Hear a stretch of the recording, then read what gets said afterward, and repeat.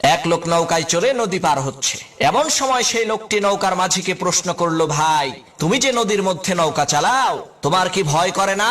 শুনেছি নৌকা ডুবে নাকি মানুষ মরে। তখন মাঝি বলল, ভাই আপনি ঠিকই শুনেছেন, আমার বাপ দাদাও নৌকা চালাইতো।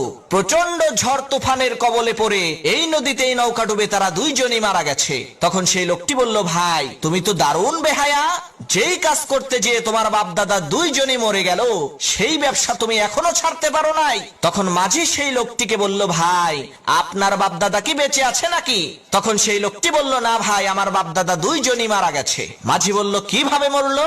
তখন লোকটি বলল, ভাই আমার বাপ দাদা দুইজনই ঘরের মধ্যে বিছানায় চিত হয়ে শুয়ে আরামসে মারা গেছে।